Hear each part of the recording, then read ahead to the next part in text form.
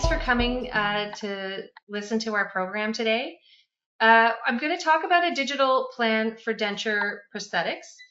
And as Jim mentioned, I'm an RDT from Canada, and I've been doing this for a long time, longer than I'd like to admit. So I've seen the evolution between um, digital dentures and analog dentures, and growth the growth potential I think that we have for dentures when we move toward a digital workflow. So I'd like to talk about how we can work with that workflow today, plan at the outset of the fabrication of the denture in a way that makes the denture become very regular, very predictable, very successful, very aesthetic prosthetic for the patient. So I'll get started, but Jim mentioned we could have questions at the end. Ask anytime. I want to make sure that I'm talking to you about things that are relevant to you right now. And so if you ask me questions, I would love to answer them as we go and tailor this to your needs as well.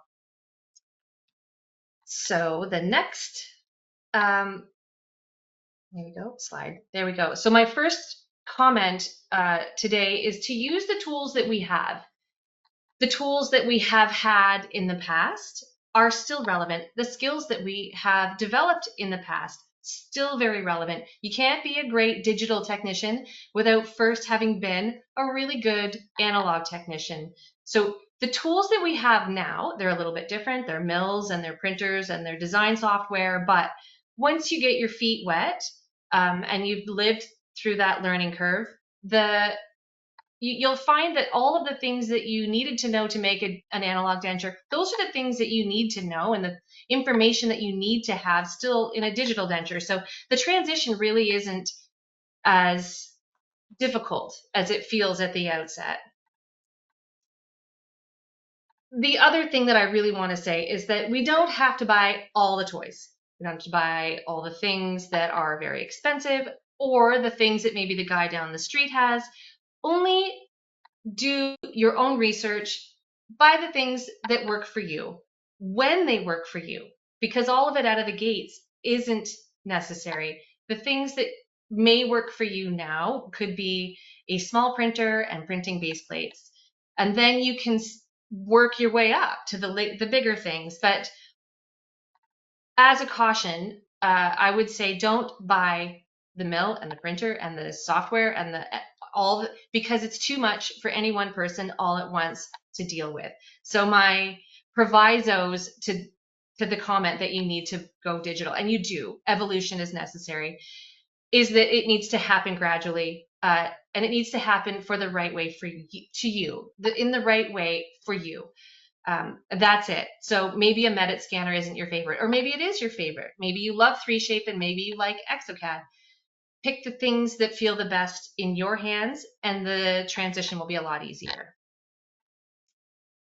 So in the interest of discussing the planning of a good digital denture, I wanted to start with the basics. And even though I know they sound very, very basic, they are very, very important. Just like the model room is not the place for the person with the very least skill, it's the building blocks for the rest of our prosthetic. Is our denture relies on an accurate model.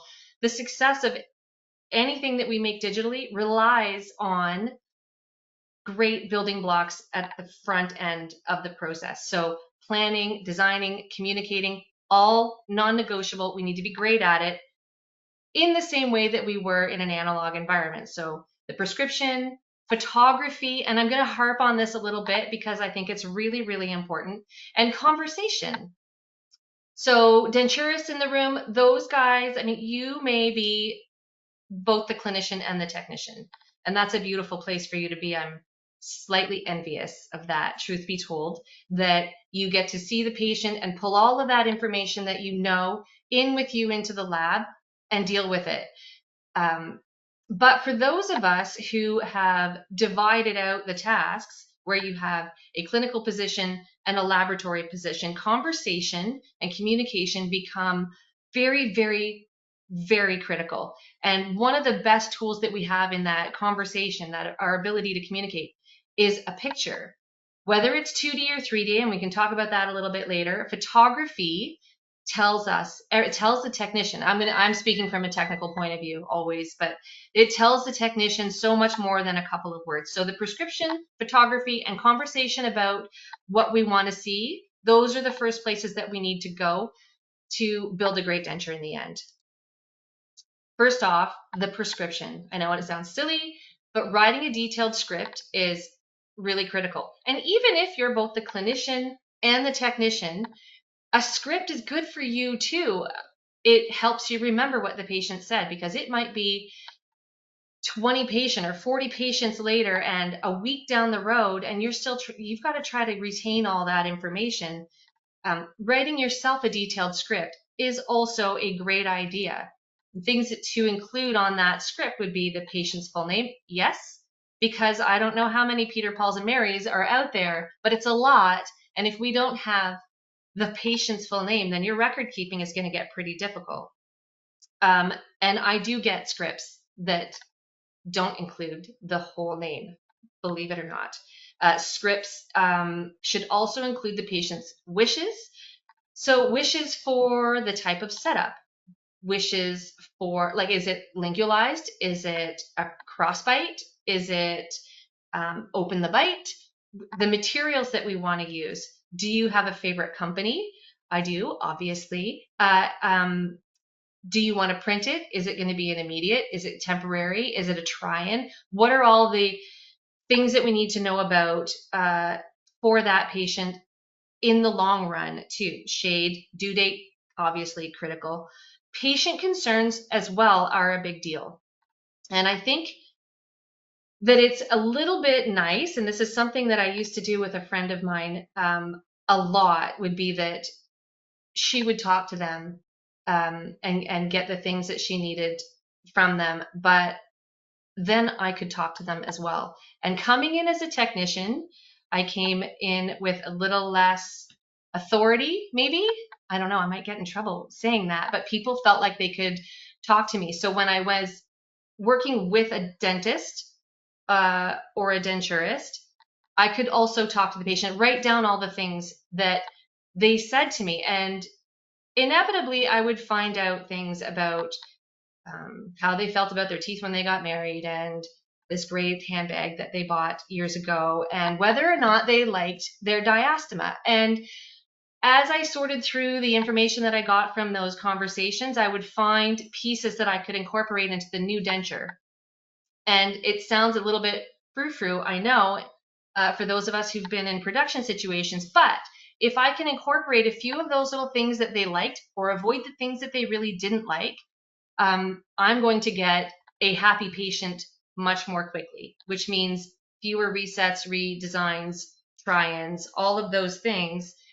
I'm going to see a bit less of that. And so it is helpful for the bottom line too. In the end, I don't have a problem saying that these things that we're making, they need to make us enough money to pay for the equipment that we bought. They need to keep the lights on. We need to pay the mortgage. So anything that can make this an efficient workflow and a happy patient in the end, that pays dividends, literally. All the data gathered, I should probably make a note about that in the script too. Which, did I send scans? Did I send the bite? Did I send a pre-op? Very valuable, a pre-op. Photography, is it 2D or 3D? Which way did you send it? Because now we have an onslaught of digital information coming to us. I can get it by text, I can get it by email, I can get it by WhatsApp, I can get it by WeTransfer. All these ways you can help work with, you can help yourself, you can help the technician that you're working with, whether they're on site or off site. You can help them by making sure that you make a note of how it is that that data came in. And scans of old photos, yearbook photos or wedding photos. First off, I love to see my patients when they were happy. But also, if they gave a big grin somewhere and they can find that for me, I can see, did they have tapered teeth or ovoid teeth, or did they have pointy canines or not pointy canines, or those things that if I can incorporate that into the design are a big deal, and they are always appreciated too. So it seems a little heavy out of the gates, but those things I think help us make sure that it's going to be a slam dunk 9 times out of 10. Also, I feel like this, when people tell me the next investment I make is $0 because life is expensive and equipment is expensive. It doesn't have to be a burden. The photo that I'm asking for from Adam McCabe, who I work with, the photo that I'm asking for is 2D. It's a face shot. It happens on an iPhone or an analog, whatever. But it makes a really big difference in the quality of your setups. And I'll show you in a couple of slides why it makes such a big difference. They need to be very regular. They need to use whatever you have in your pocket, and they only take a second, so it's not an uncomfortable situation for the patient, but they should be including some very specific things. I should see the anterior 6 straight on, canine to canine, with no tilt in the head or twist this way or a bend like this. And I ideally would see the earlobes and the eyes, and they would be standing straight if they can, ideally against a wall without a bunch of designs in the back. But I mean, we can all find that space when they stand up in our clinics and get out of the chair. You can just say, stand still for 1 second and snap a picture against that wall. I don't care if it's a silly picture. This guy at the bottom is clearly having a great day, but I also see everything I need. I see his pupils, I see his earlobes, I see his teeth 3 to 3. I can line that up in the software. I can gather a lot about his personality as well and the tooth shape that's going to work for him. I would definitely not put ovoid teeth in him. And so aside from the fact that I can put it in the software, I've already gathered a lot of information, the color of his teeth. And when in conversation with him, I would know whether he likes that color or not. Already we've gained so much information that I can avoid the landmines that there may be with this patient. Everybody has an emotional attachment to their teeth and their smile and the way they look in public. And if I can make sure that I'm satisfying their needs, then everybody just gets off a lot easier. Number of try-ins go down. Okay, please don't make your picture like this. Oh yes, go ahead, Jim. Yeah, you may be getting to it, but what is the software that you use? What SmileLine software? Exocad? Yeah, I put it right into my Exocad software, but it also works in 3Shape. So although my experience is Exocad, and I'll have pictures of Exocad software and videos of that in here, that doesn't mean everybody has to use Exocad. 3Shape will do these things too. And then do you use any other ancillary software for your SmileLine stuff or Mesh Mixer or any of that? Nope, absolutely not. Right. I also need to have a streamlined workflow so I can make it home in time to pick up the kids from school. So the simpler I can make this, although I'm talking about a lot of detail and I'm talking about a lot of things that I want to incorporate, I also need this to be not time consuming. I don't have all the weekends and the nights to spend in the lab. I've done that in the past, and that is no longer my goal. So the things that I add into this workflow, they need to pay dividends and they need to not be time consuming. So I put them straight into Exocad. I use the Smile Creator module in Exocad. It's a minute maybe at the most to get the picture in and lined up with the models. Does that help? Okay. Yes, thank you very much. Thanks. Okay, so the angle of these faces is problematic in that if the face is twisted and I try to put it in the software, I will have to look at the setup on this angle. It's not helpful. As a matter of fact, I can't even see the canine in this first picture or the last picture. So neither of these I could use, even though they're lovely ladies. I can't even see enough of that canine. So although they're beautiful, I can't use those photos, which would be sad because the effort's been made and now they're not useful. So make sure that you take the picture straight on, like this guy. I like this photo. This photo is great. He's standing up beside the chair in the clinic. Do I like this photo down here? Not as much. I don't, because she's laying down in the dental chair. And now when I design her teeth, I have to design them as if I'm looking at her from above, which is difficult, but I could still use it. So it's just a little note about how much you can aid your technicians in um, in building you a proper denture. Okay, so the conversation around these two videos should be, do you like the setup? And I'll send the one on the bottom right. I'll send that to the clinician. Do you like this setup? Do you like how much pressure is on the tissue?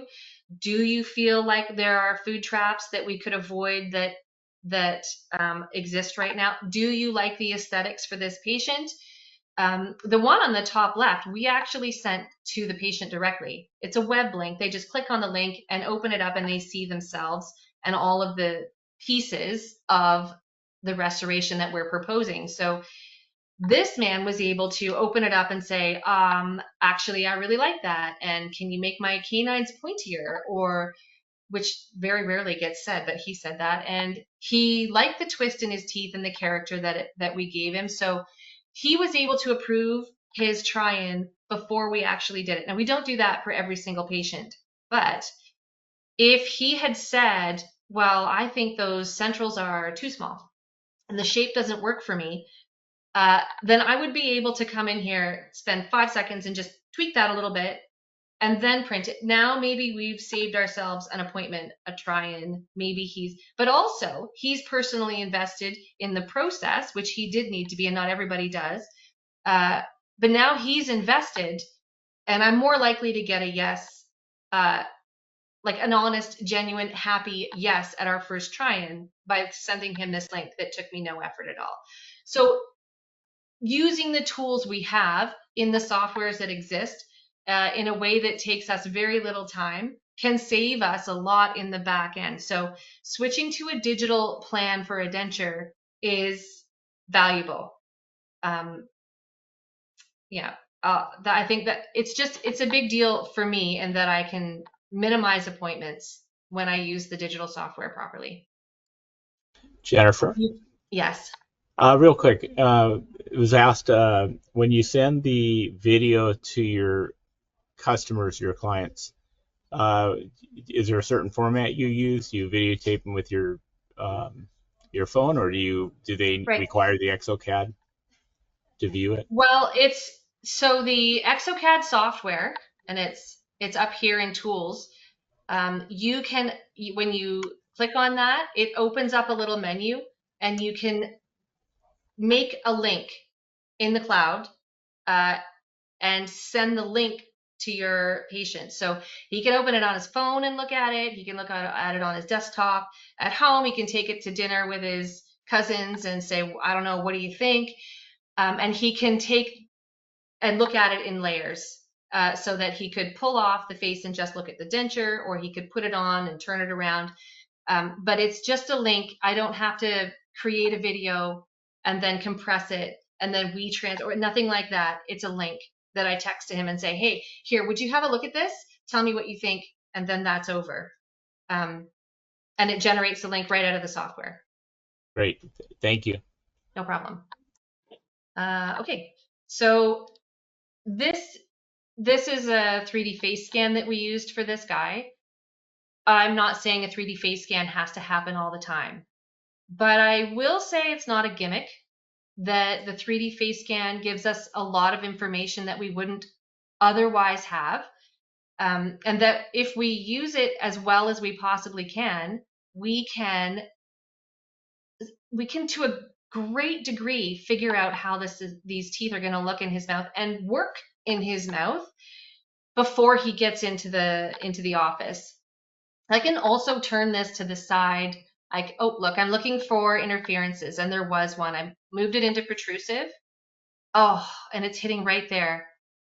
So I can stop the problem before it starts if I'm careful. Now, obviously, we double checked his occlusion chair side and found the same. I left it there. For this guy, it was a bit of an experiment. I left it there to see if it functioned the same way as in the articulator, to see how much I could trust. Yes, 3D face scans are good.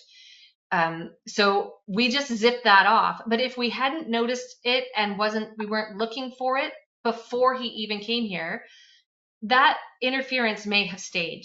And then in a few weeks or a month, he might have come back with a chip on the front tooth.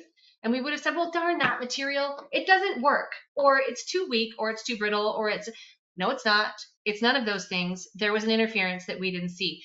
So putting this into an articulator and looking at it in his face and taking the 30 seconds that it takes to deal with it chairside or in the lab will save us a lot of time in the back end, and possibly a remake, which is a lot of money. I did this scan with Clone.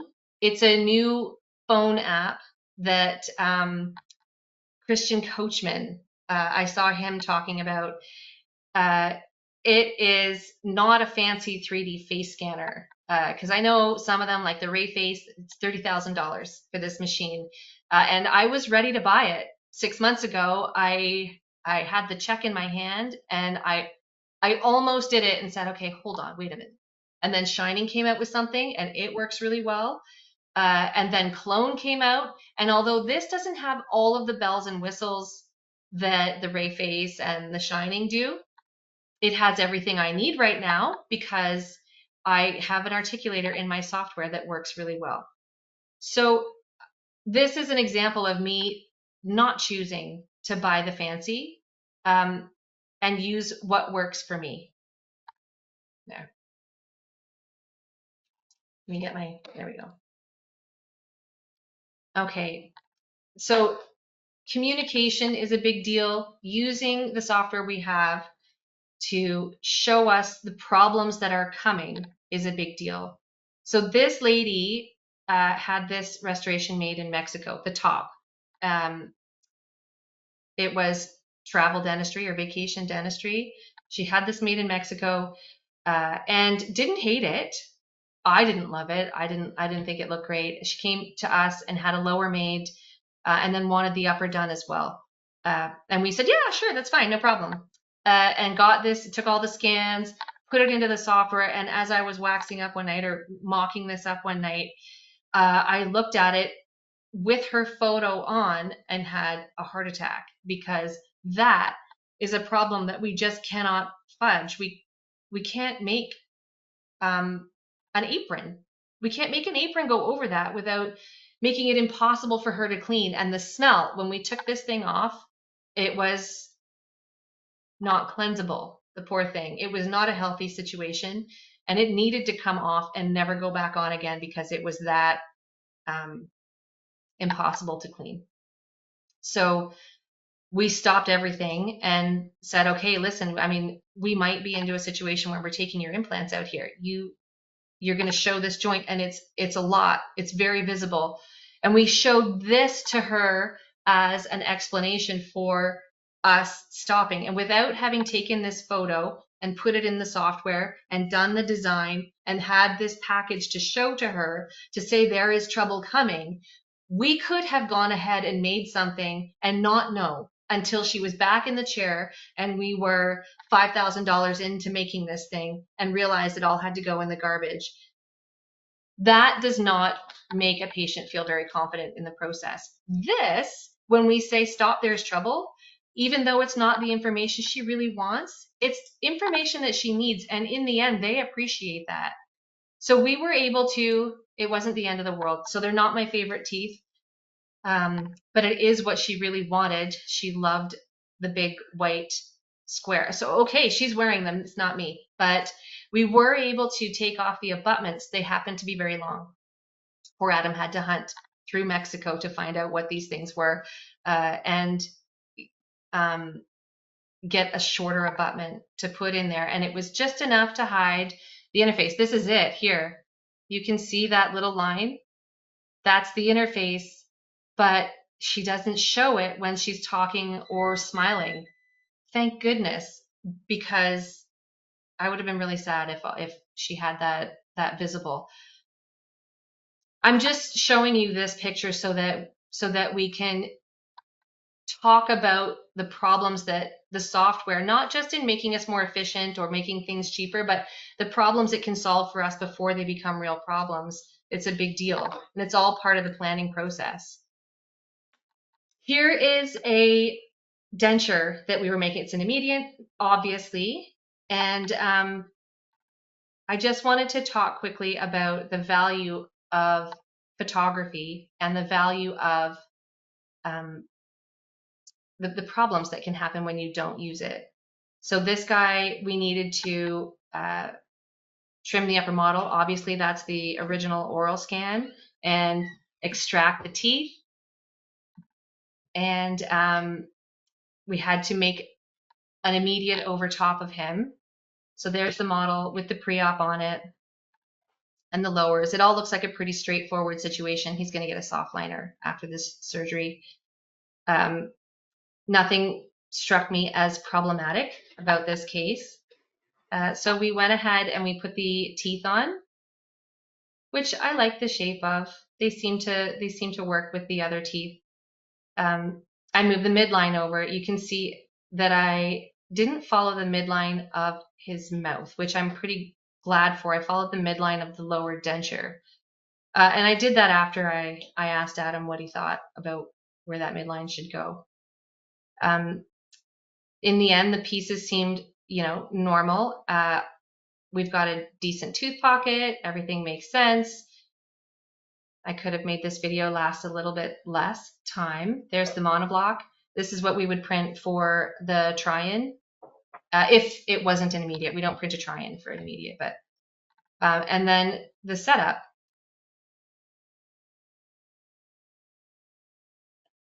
Carry on. There we go. So when Jennifer, I put it in, yes. how long do you leave the try-in? Does the patient ever go away with the try-in? Oh yeah, Or absolutely. We send the patient home with the try-in all the time. As a matter of fact, very rarely do we put the try-in in and take it out and go to finish.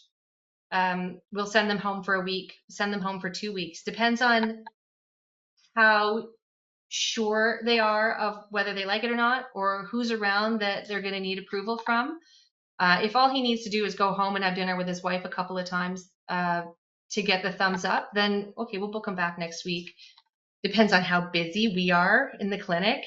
Can we fit him in a week? Maybe we fit him in 2. But in the meantime, he has his new dentures. The other thing is that we really want him to chew with it for a little while, see if he's biting his cheek, see if he's biting his tongue. Check on function. Is he going to knock on something? No, it doesn't happen like that very often. Usually they come back and they want to talk about shapes. That's usually where we have our conversation, but it goes home for a week anyway. thank you. No problem. Okay, so this is the denture, that his immediate denture that he had in, and he came back in after he healed, and I thought, super bummer. That's a big cant, and that doesn't happen. That doesn't happen to me very much anymore. So I was a little bit disappointed that. There we go. I was a little bit disappointed that we had that cant. So I just wanted to talk about how the Smile Creator module works a little bit. So we'll bring the teeth in and the model and all those things, and then the pre-op, and then I'll lay the face over top of it and clip out the mouth once I've aligned the two. And you align them by putting a dot on each canine in the model and a dot on each canine in the photo, and then it snaps them together for you, and you can do your fine modifications, but really it gets it 90% of the way there. And then I started tinkering with the teeth and the occlusal table and, the sizes of the teeth. I found his face, difficult, but I would never have looked at the model from this angle if I didn't have the face on top of it. And when I started to turn it around, I mean, that the patient's left side, it looks like it's dropping like crazy when you've got the models on there. But if you notice, when his face was on, it looked like it slanted up. So in this situation, we would never have gotten this right without a photo if you had just followed the landmarks, the papilla. If this had been sent to a lab without any comment, without any conversation, they would have put the midline central to that papilla, or closer to the right anyway. This is just an example for me of look at how much space is above that upper. I would have moved the whole table up without a photo to go by.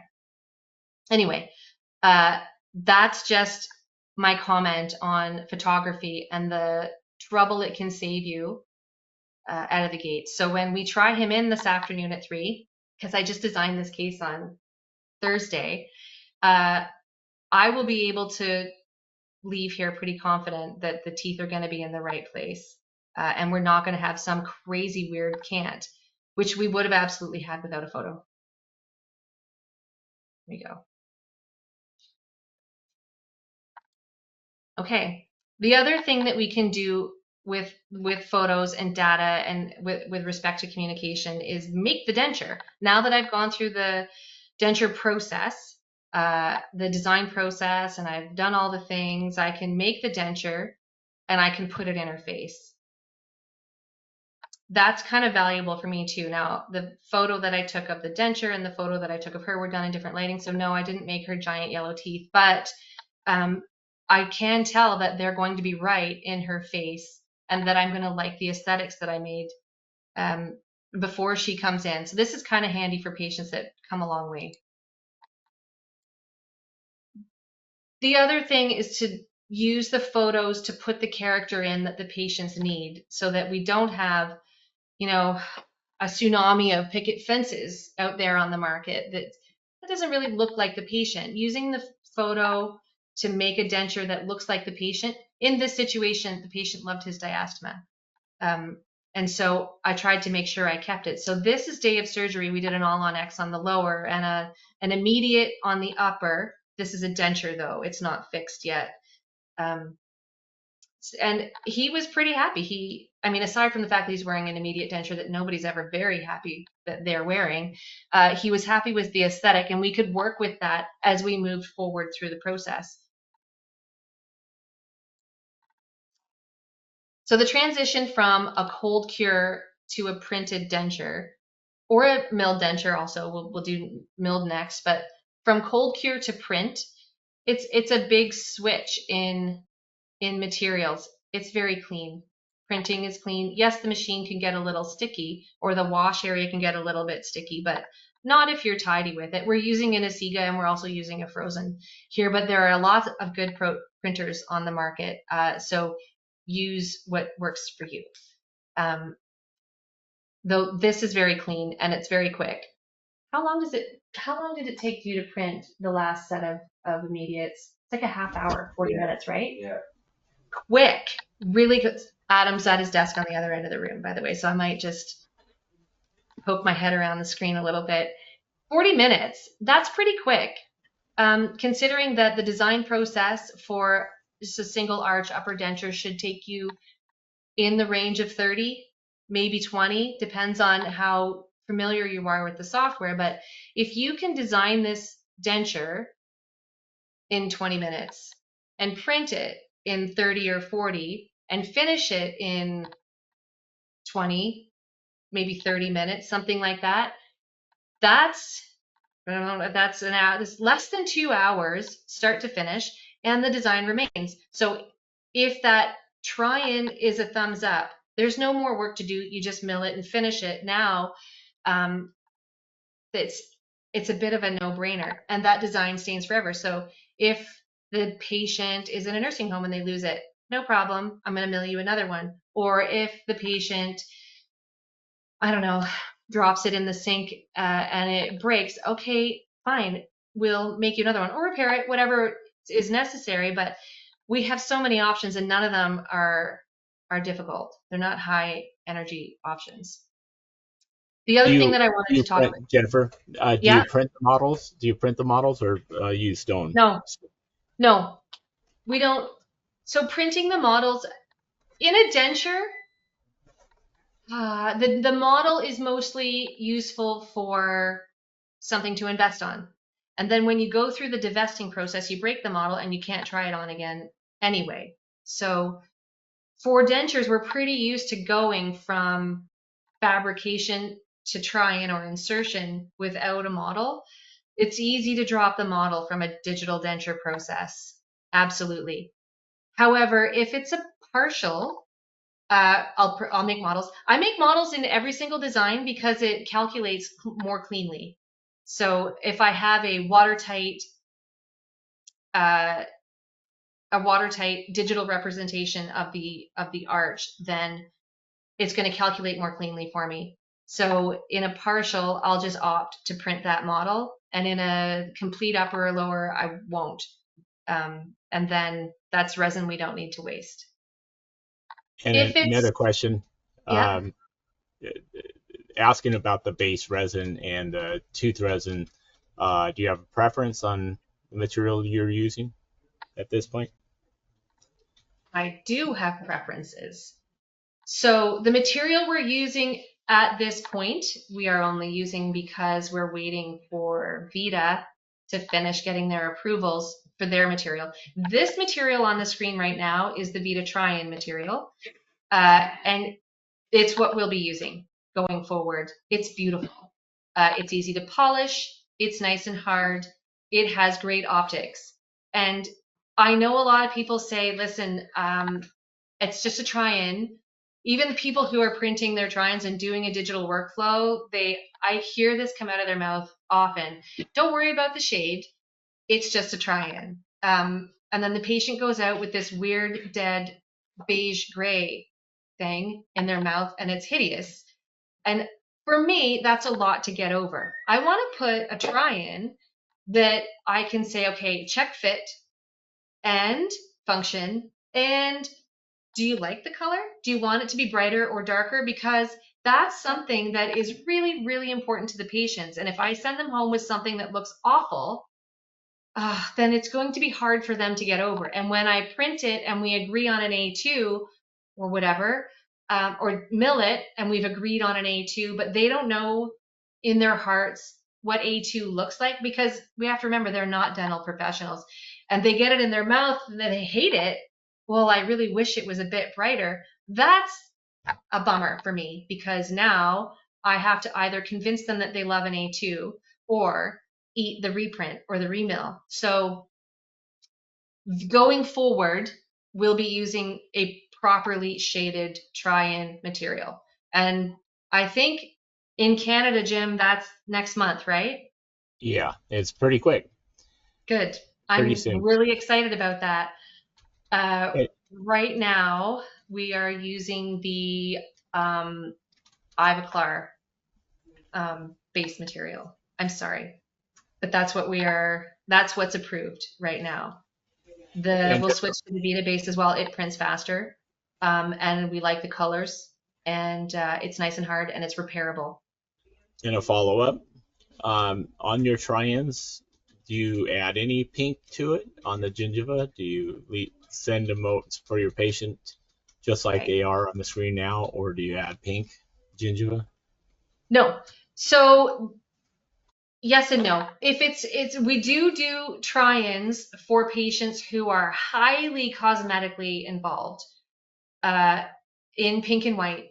We'll print it like an immediate. We'll print the base and we'll print the tooth material and we'll put it together and we'll finish it like a printed denture. But we don't do that for all the patients. We only do that for the people who really, really need it. They're nervous, they're cosmetically inclined, and they show a lot of gums. They have a really hypermobile upper lip, and they're willing to pay for that extra bit.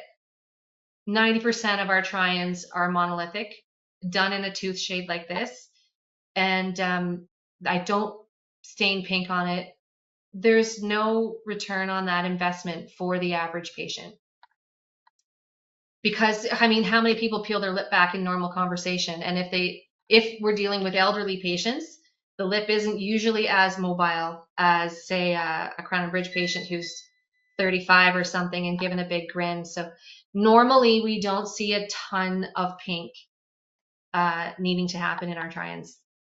Did that make sense? If I need to have Yeah. pink on this thing, I'm printing it in pink and white. I'm not gonna modify the base. Yes, it did. Thank you. Okay, cool. Good questions. I love this. Okay, this is the VITA tooth material straight out of the printer.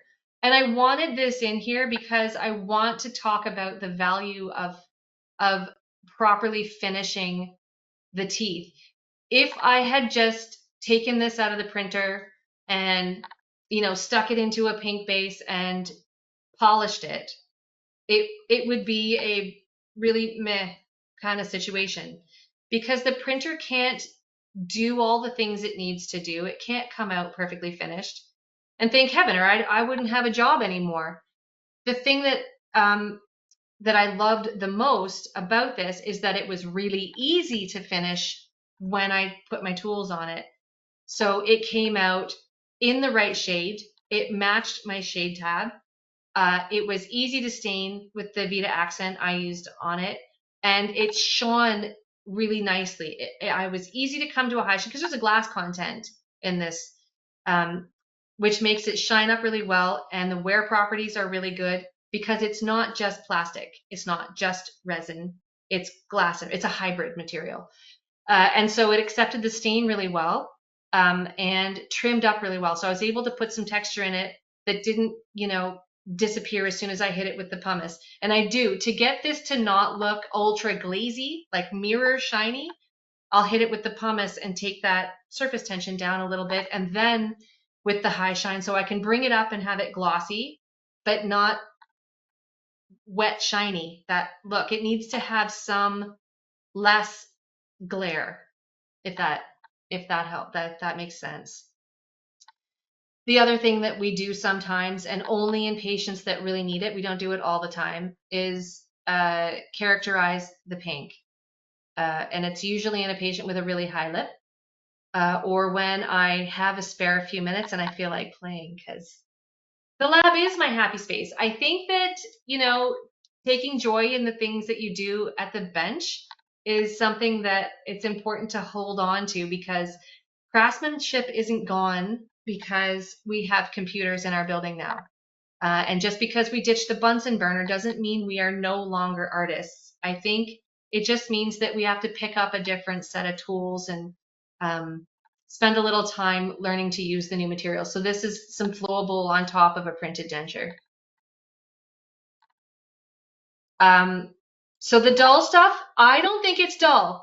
I get really excited about it, and I think that it saves me a lot of heartache. It keeps my blood pressure really low in the office, but I promise I'll go through quick because not everybody feels the same way I do about these numbers. I think for success in the lab, you can't just be an artist, you can't just be a clinician. You have to actually look at the materials that you're using and understand them. You need to be able to understand what you're going to replace your old materials with. And if the numbers don't work, you don't need to replace anything. If what you're using is, honest to goodness, the best material that you can get your hands on, then nothing needs to change. But if it's not, then you need to change. And the only way to know the difference between those two is to go in there and look at the technical data for them. So the flexural strength between a VITA printed base material and the cold cure that we are used to doing, that is still very dominant in the industry, is about 8%, but it's still an improvement. So we have a higher flexural strength in the VITA printed base than the cold cure. Okay, that's a win, but it's only 8%. The flexural modulus is 25%, and the flexural modulus it's important. The same with the fracture work. Both of those values, they're going to tell us how durable the material is. They're going to tell us how long it's going to last while you're working with it under pressure in the mouth, taking the impacts. The fracture work and the flexural modulus are more than flexural strength. the numbers right now that we need to pay attention to. And we've been conditioned to look at flexural strength as ceramics. Those technicians who are watching right now, flexural strength, we lived and died by it for decades. That was the number they gave us, and it was the thing that we compared all the time. But now that we're into resins and hybrid materials and even just acrylics, but even acrylics maybe not so much anymore, the flexural modulus and the fracture work, those are the numbers that we need to start looking at. And that 25% increase is really big. That's going to make a difference in your day-to-day with the number of breakages you see and how soon you see those breakages coming. Water solubility. What an enormous important situation that the water solubility is the stinky denture that comes back in, and when you want to repair it and it reeks, that is that number. So we went from 8 micrograms in cold cure down to 1.6. I love that. I don't want to see a lot of water. I don't like stinky dentures. I want to see these things stay beautiful and fresh and healthy for the patient, because it's not just water they're absorbing, is it? It's bacteria and saliva and all the things that are in the mouth. Ugh, we don't need that in those dentures. So if we can keep them clean for a longer amount of time, that bodes well for the patient and their overall health as well. Also, those cold cure dentures, I know because I'm a technician and I've been in a lot of labs, boutiques and in-house and production labs. We are not measuring everything perfectly all the time and waiting the right amount of time for everything to sort of set up into that beautiful doughy state. And those dentures are not sitting on the bench for a week while the free monomer goes, the residual monomer content goes away. By the way, have we noticed that, oops, go back one, Jen. There is a line for residual monomer content here with the cold cure, and there is not with the printed base. That's interesting for me. It's not even a line item. So anyway, the cold cure, these are ideal world numbers. I don't even think that they're that high in the real world. So for milling as well, so we're leaving printing. If anybody has anything else they want to ask about printing, go for it. But we're leaving milling now and moving into dentures. Oh, and I've been talking for a long time, so I'm going to go a little bit quicker. These are milled dentures. We're leaving Ivacap. We have a PM7. It is an 8-disc CD changer. 1, 2, 3, 4, 5, 6, 7. Yeah, 8. And it is filled on a regular basis, which means there are probably 2 technicians that we don't need right now. And maybe not that. You know what? That's the wrong way to say it. I can make this mill all night, which means nobody needs to sit in here all night, which means the technicians I have, they are busy and comfortable. I'm not killing them anymore by having them work 15-hour days and over the weekend and still struggle to keep up and always feel a little bit underwater, because they can do the job that they are best at, and then the rest of it doesn't need to happen. They can go into the mill, and the mill does that while we focus on the things that we really need to be focusing on, like making them look great and doing our job really well. So the comparison between injected denture material, which is the gold standard in the analog world, we have a flexural strength that is up 25%. Great news. A flexural modulus is up 40%, which is a ton. I mean, where do we see that kind of improvement in materials? Ever? Have we seen that in the past? Have we seen anything improve this much, this quickly, ever? Somebody write in and tell me, because we've been talking about much smaller numbers than this in the past. The water absorption went down 22%, and solubility went down 92%. Holy crow.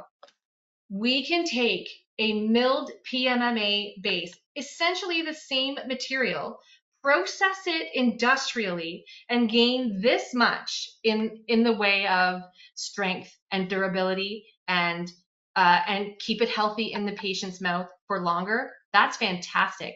And there it is again, the residual monomer content. That stuff is not going into your patient. It's not leaching into their bodies.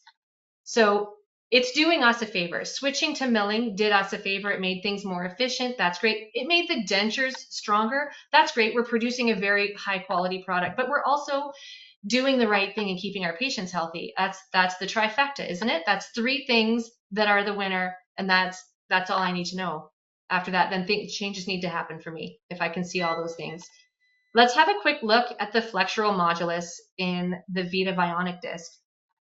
2800. It's really big. That's a very strong puck, and it has silicon dioxide, 14 to 15%. That's your glass content. That means the light is going to come into this puck, bounce around a bit, and come back out at different angles.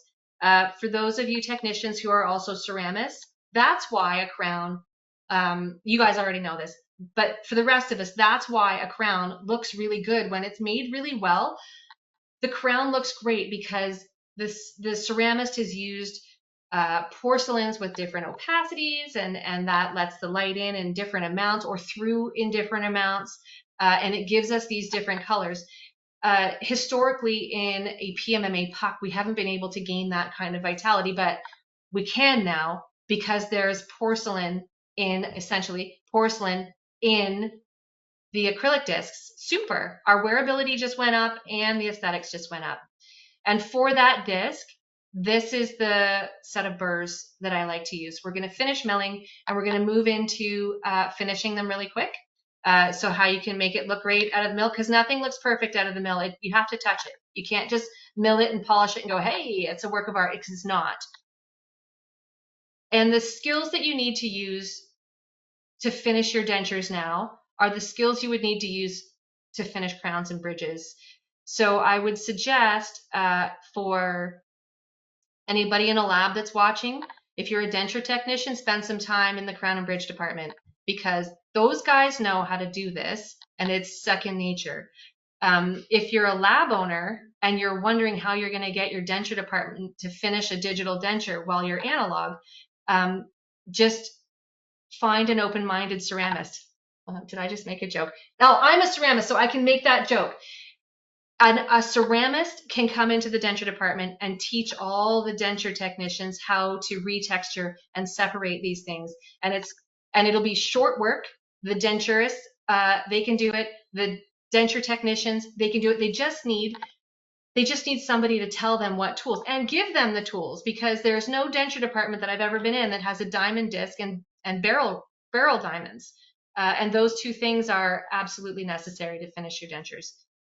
And if you do those things and polish it the way I mentioned earlier, your denture looks like that and the teeth look separate, but they're not separate. They're still splinted, which means you're not going to see so much breakage. There will be no teeth popping off. If anything, if there's an interference in the bite, maybe you'll chip an incisal edge. Sometimes it can be polished. Sometimes you just need to repair it. You can repair them with the VMLC flow or the putty, whatever you want, but I like the flow. But my point is, you're not going to see teeth popping out of these things. That doesn't happen anymore. So repairs and the like are going to drop a lot if you move into this sort of workflow. The stain and glaze that I like to use is the VMLC, and the flowable. I used to use putty for the pink areas, but now I just use the flow all the time. The only time I would say move into the putty is if you need to block something, because it's more opacious, which is useful when you need it, when you have a thin space and you've got something showing through that you don't like. So shade taking and photography. Shade taking and photography is going to become a thing a little bit now. If you want to make sure that your denture looks like it belongs in that mouth. If you've got just an upper denture and you can see the incisal edges of the centrals, those are just the try-in and they obviously don't match, and we're going to need to make this a different color for the final. So these photos, I think, I'm going to tell you what I like and what I don't like about them. This one, I can see the A1 and the A2 on the shade tab. Perfect. I need to see that. What I don't like is that they're far away from the lower teeth. They're on an angle, so the light isn't reflecting quite the same way in both the tabs and the teeth, which means I can't tell if I need to make those teeth lower value than the shade tabs, or if it's the light playing a trick. This picture I love. Now they're close to the lower teeth. I see the light hitting the tabs and the teeth from the same angle, but there's a thumb over that A1. This isn't helpful for me if I don't know what shade tab it is. So definitely I still need to see that A2. See where it says A2? I need to see those in the picture, and then that is going to be a great communicator. That's good information. Oh, look at that. There we go. This is a milled denture, and I wanted to talk about taking your time with shade. The upper denture, that's a good situation. We've put a bit of a shade down around the gingival margins, but we've basically stayed out of the way of the material. Sometimes getting out of the way and letting the material just be what it is a good thing, especially if you've made the effort to use a great material. There's no need to cover it up. In the lower, you can see how blotchy it is there in the 4-1, 4-2, 4-3 area. That's not a good stain. If you want to add more color on, then you have to add it in thin layers and make sure it doesn't blob. Otherwise, it's a dead giveaway that you've put something on it or that the patient isn't brushing their dentures very well. Either way, it's not a good thing. So the polishing brushes and compound, I get these from Guesswood. It's a jewelry supply place up in Mississauga. It makes me really happy. I polish everything with it. I polish all of the dentures, printed or milled. I polish anything on like a fixed. I polish that with it. I'll even polish a little bit of, just get a little bit of a high shine on a zirconia with it. Not all of the polishing happens with this on zirconia, but this is a universal win. So if you're looking for a different polishing compound, I use it with the littles, or I put it even on the big brushes in the big pumice machine. There we go. Oh, here we go. So when you get out of the way and you put a little bit of stain on, the denture can look great. It can look lovely, actually. This is the VITA Bionic, and it's the VITA base as well, with no stuff in the tissue. Oh, I'm going backwards. That's why I did that. Here we go. There we go. If you want more color, then absolutely go for it.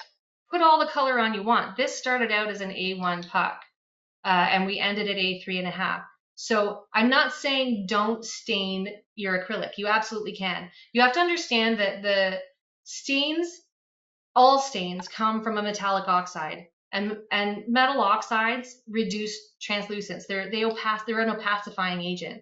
So if what you're looking for is lots of translucence in the incisal edge, you want to back off on the stains a little bit, because it'll just look like you painted stuff on.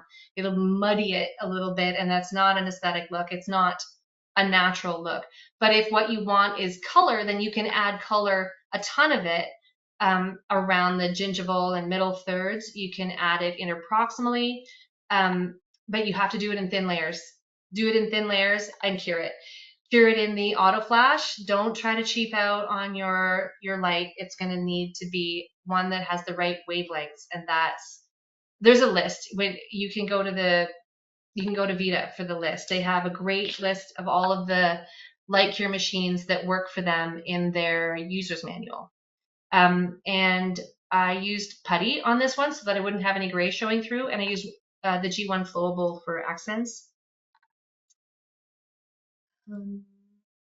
But there is something that I did want to talk about in this, and that is this mesial incline here down by the gums. I don't know if you can see my cursor right here. Oh, that's a bummer. So I didn't realize that it needed to be polished more until after I was finished staining it. So what I did was glaze it, finish it, do the whole thing. But if I leave it like that, it's going to attract a bit of plaque or whatever in there. And I don't need it to be an unhygienic situation after we've gone to all this trouble to make it nice. So I just went back in the end before we put it in, and I gave it another little polish. Because I glazed it and light cured it for 2,000 flashes in the auto flash, it's nice and hard. You can polish the glaze over top and have a nice smooth situation that doesn't attract plaque. So that's my trick. Definitely put glaze over for sure, and then pumice it. But you don't always have to go whole hog on the color. Like I said, I'm a big fan of getting out of the way when it's a nice material. I love how much I can see of the pink of the tongue behind the incisal edges of her teeth. That means we've got lovely translucence, but it doesn't drop the value. It's beautiful like this, and it makes me really happy that I don't have to struggle with it a lot to make it look like this. Also, after all that, I wanted to say, make sure you enjoy your team. And it's a team. It should be. There should be a few people that you can count on to do your job, that that enjoy what they're doing as well and enjoy each other. I get such a kick out of the people that I work with, and I love it that I have this team with me here. And I want that for you too. So surround yourself with people that you enjoy working with, that you respect, and that you trust. And that'll show through in the work that you make as well. Because without that joy, without that freedom, there is no creativity, and you can't make beautiful teeth if you're not in a creative environment. And that's it. So the business model, and I left this to the end because business is not the thing that I look to first. And it always comes for me in my life. If I make great teeth and I do the right thing, the money comes. But there is a business model for labs and for clinics for going digital. And I think that we need to talk about that, because this is a really big deal, and we have to be able to have money left over for the Christmas parties and to give our staff the Christmas bonus that they need, or whatever. Reinvest in our businesses and ourselves. So the business model, Adam, how far did repairs go down when you went digital? 80%. 80% of repairs went down when he started going digital. I mean, I know people who block parts of their day out for repairs and adjustments, and that when that goes away, how many more patients can you fit into your clinic? How many more dentures can you make in the lab in a day if you don't have to mess around with these repairs? And part of the reason the repairs have gone way down is because we're using industrially processed, high strength pucks. We're not cheaping out on the materials, and the teeth are splinted together. We're not having teeth pop out.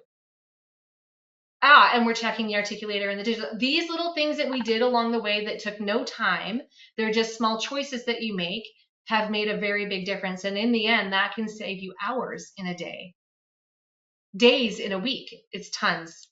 Remakes, the take-home try-ins, showing them to your friends and family, having them in a color that's not gross. Those things, they solve a lot of problems for us, because the patient comes back and he's either a yes or a no, or he comes back and he says no, and we've got adjustments to make, but we know all of the adjustments to make now, and now it's one more, not three more try-ins that we have to do. So that's a big deal. The try-ins, maybe that's a con, because you can make an adjustment in an analog way that is just come up and move a couple teeth in the wax.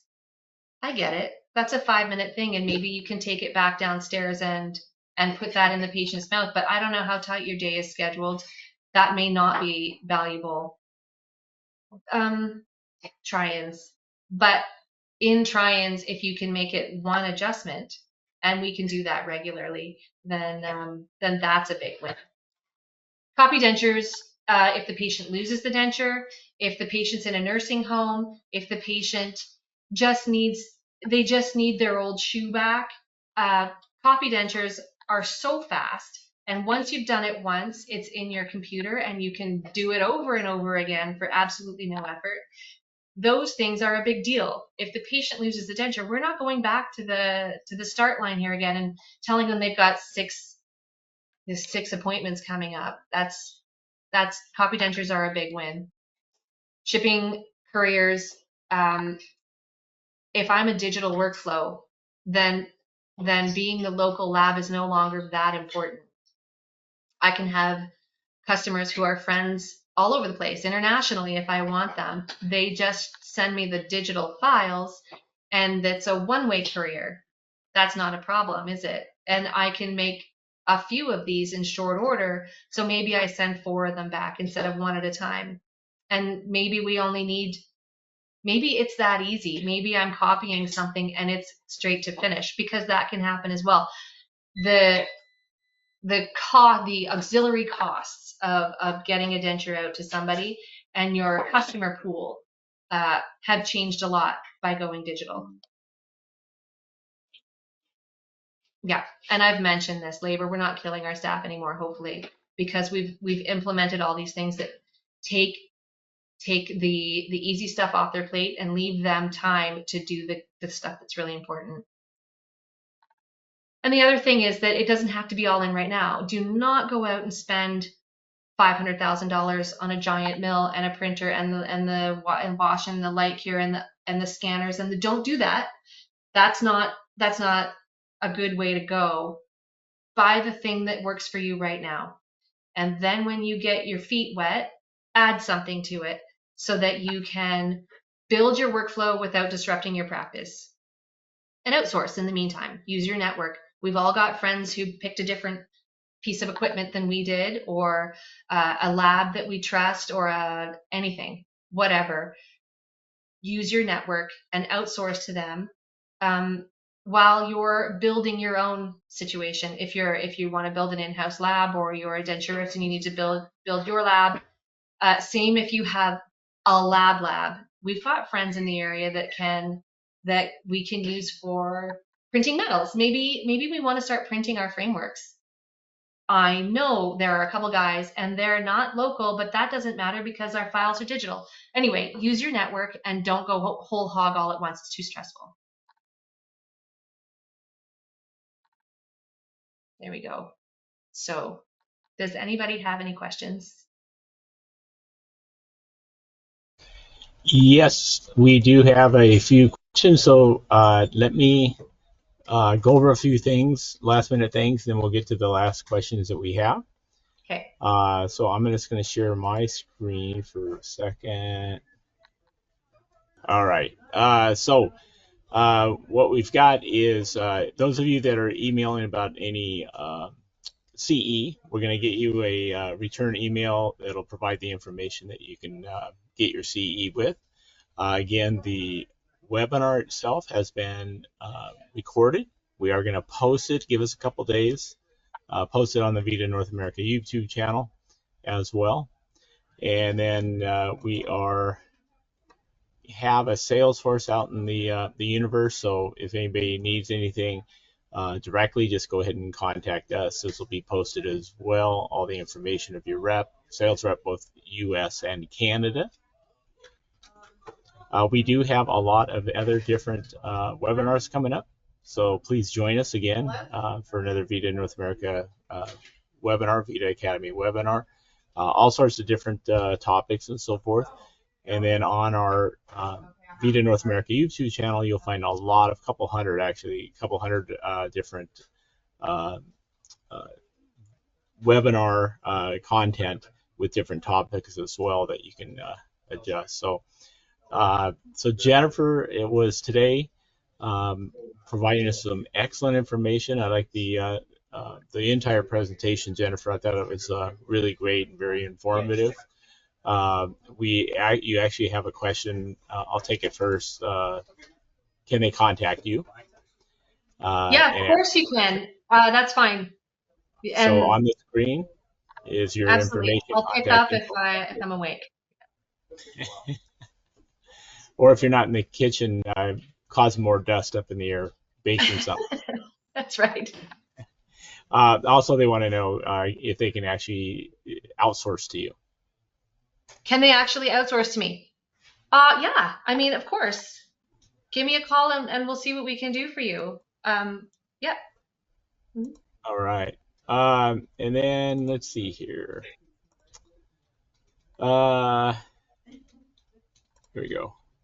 What else? If you have, looks like it was in the middle of writing it. If you have a fracture, looks like if you have a fracture, I'm not sure.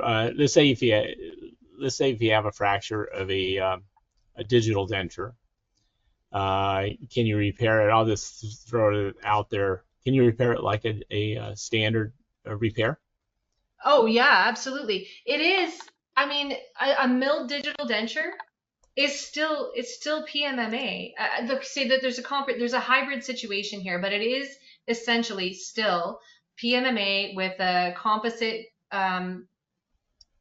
content, and you can mill it. You can repair it with your regular repair material. Absolutely. And then if you have a fracture of the splinted, for example, 7 and 8, in your vernacular, maybe um, what 1-1-1-1-2, you can replace that, or do you replace that, or do you, if there's Depends on why we think it fractured. So if we think it fractured, if the patient comes in and says I dropped it and it broke, okay, that's definitely not a problem. We'll build that tooth up with VMLC flow. The shades all match, so I don't have a color problem or a translucency problem. I'm not going to see a line between the build-up material and the milled material. If it's a functional problem, we would we would try to decide whether or not we need to adjust the design. And if we do, we would remill, no problem. Once the teeth are bonded together, we wouldn't just we wouldn't keep the base and mill new teeth for it, because they're bonded together, and removing the teeth from the base would ruin the socket. So no, I would remill the whole thing if I needed to, and just have made okay. the adjustments in the area that broke. Another question, General. I know you work mainly with ExoCAD. The question kind of is: there's a few license types for ExoCAD, Flex, etc. Which do you recommend, prefer? Oh, okay. So I have an Ultimate Perpetual, and I did that because we do a lot of fixed here, and I come from a technician's background. So I want to be able to do all the things all the time. So that's it. I bought all the modules. I want all of it so that I can use whatever I need when I need it. That's not necessary for everybody. If all you want to make is dentures, get the denture module and the articulator module and the models module, because there might be the odd time where you want to print a model, and that's going to be something that you want to be able to use. So I didn't get a Flex.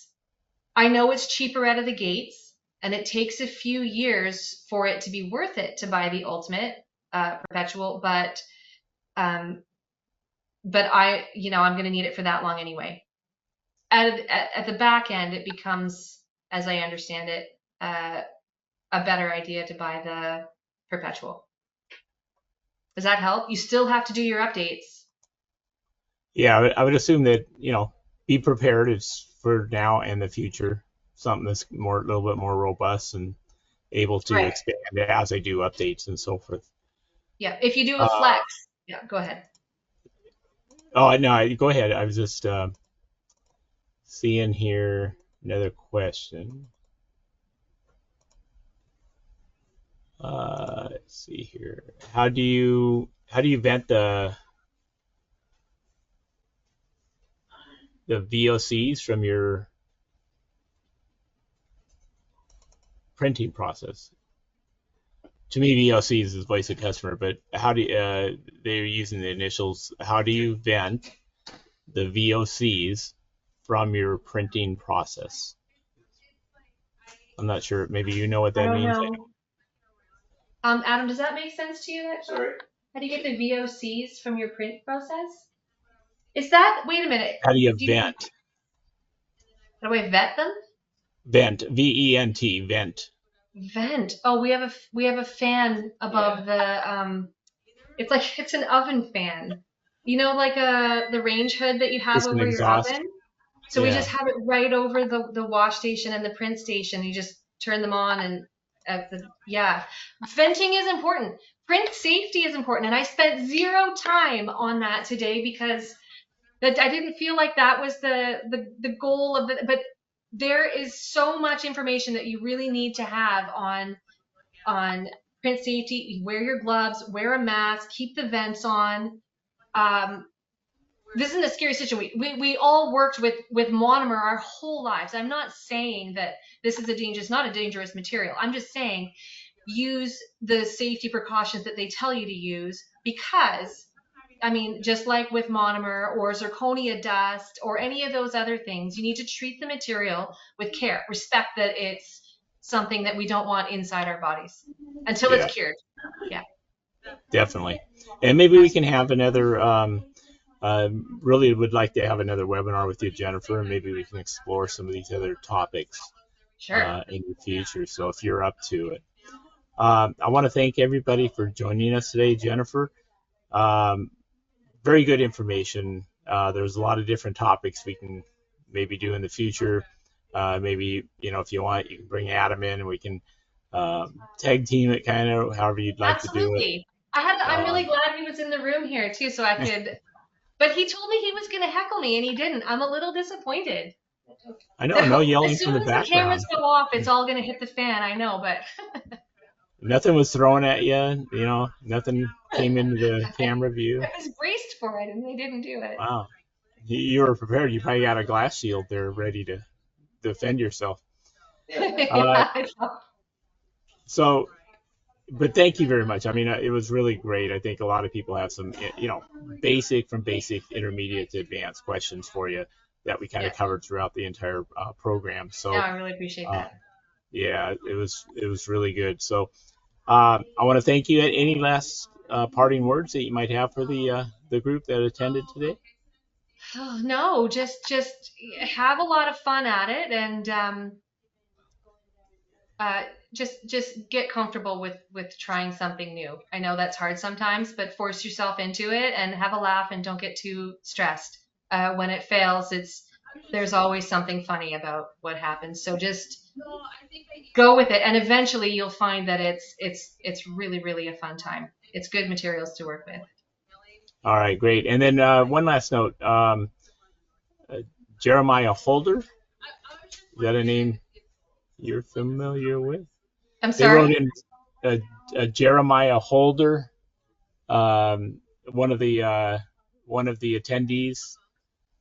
Just was thought maybe you knew them. It sounds like they were asking if that people could contact that person if they needed some stuff, but I thought maybe it was someone you knew. But if not, that's okay. Otherwise, I want to thank everyone there for joining us today, and I hope to see you again on another VITA Academy webinar coming out soon. So with that, I want to say have a great day, Jennifer. Thank you again for presenting. And thanks, Adam. Thanks, Adam. Thanks, Adam. Yeah, no problem. Anytime. All right. So everyone have a great day wherever you may be, and we will catch you again on another VITA North Academy webinar. All right. Thank you. Awesome. Thanks, Jim. Okay. Bye-bye. Bye.